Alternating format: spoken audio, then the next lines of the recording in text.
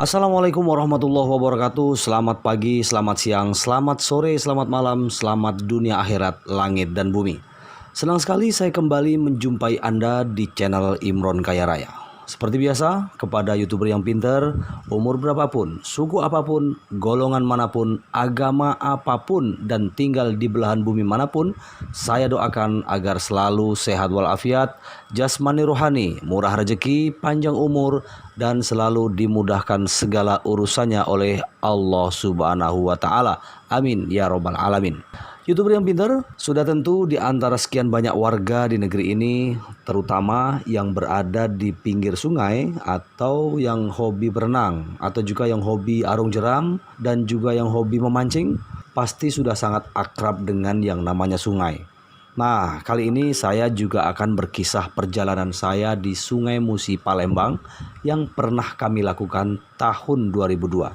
Ternyata di tengah sungai, saya dan juga YouTuber yang pinter dimanapun Anda berada yang suka ke sungai atau yang pernah ke sungai, sudah barang tentu menemukan mutiara hikmah atau banyak pelajaran dalam sebuah perjalanan di permukaan sungai yang mungkin pelajaran di sungai itu tidak banyak diketahui oleh banyak orang di darat. Ada sejumlah petikan pesan moral pergaulan sungai yang seharusnya mungkin juga bisa dilakukan di darat. Nah, pesan moral apa yang saya peroleh dari permukaan Sungai Musi Palembang yang juga bisa diterapkan ketika kita bergaul di daratan? Ikuti video ini sampai tuntas. Dan jangan lupa subscribe, like, dan share agar YouTuber yang pintar tidak ketinggalan informasi dari channel Imron Kaya Raya.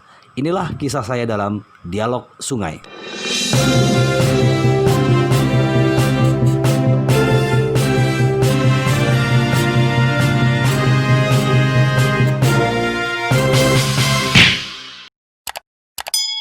Terima kasih Anda kembali bersama saya di channel Imron Kaya Raya. Saya ucapkan terima kasih bagi YouTuber yang pintar yang baru saja klik di channel ini. YouTuber yang pintar, suatu kali saya dan teman-teman seprofesi waktu itu tahun 2002 menyusuri Sungai Palembang. Sekalipun melibatkan unsur pimpinan manajemen, tetapi perjalanan ini sifatnya perjalanan santai. Ibarat orang sedang mencari angin di luar tempat kerja tanpa jadwal, tanpa waktu yang jelas.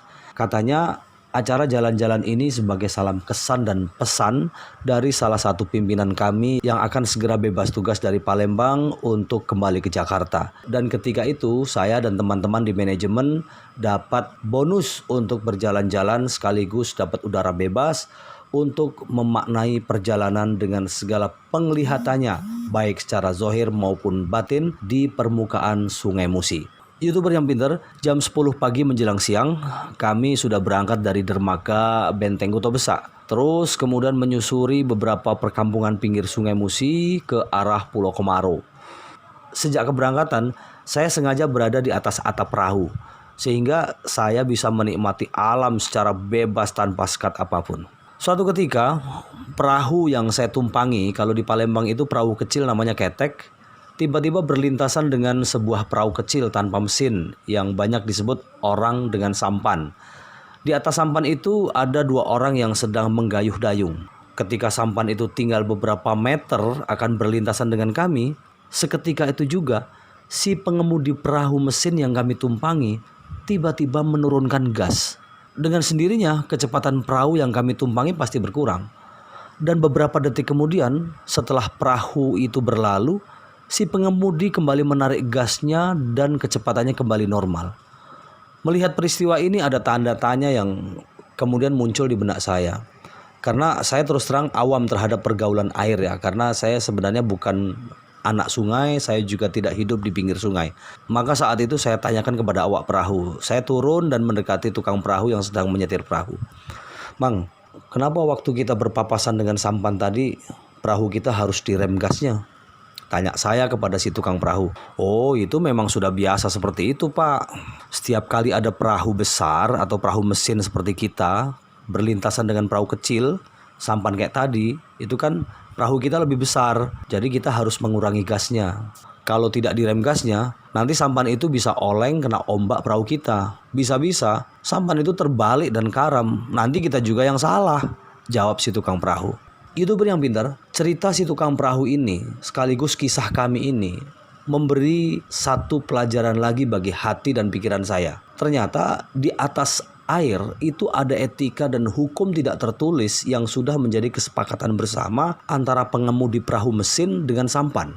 Nah, kenyataan pergaulan sampan dan perahu mesin ini menggambarkan betapa berharganya sebuah kesepakatan tidak tertulis, tetapi justru dapat membentuk satu kesantunan peradaban air. Kenapa saya sebut sebuah kesantunan? Ya, karena pergaulan sebagaimana perahu mesin dan sampan hampir sangat jarang ditemui dalam pergaulan darat.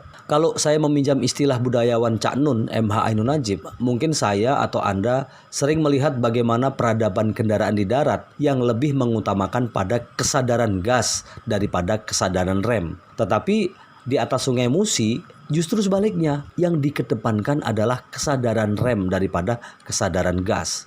Kesadaran rem seorang pengemudi perahu yang kami tumpangi ini sekaligus mewakili keinginan penumpang, yaitu apa? Keinginan selamat secara bersama-sama dan berharap untuk tidak tenggelam ke dalam Sungai Musi. Kesadaran untuk saling menyelamatkan antar satu sama lain inilah yang saat ini mulai pudar.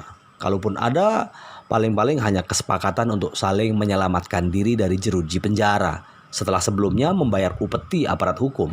Mungkin karena kita tidak belajar dari kesantunan peradaban sungai, kemudian yang muncul dari kedirian kita adalah kegersangan.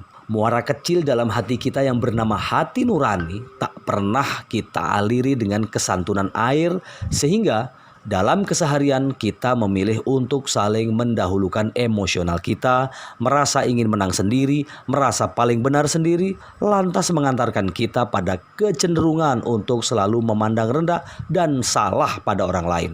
Kenyataan ini sebagai akibat dari kealpaan kita yang seharusnya terus-menerus berdialog dengan air. Air tak pernah lagi kita ajak bersentuhan dengan muka dan hati kita.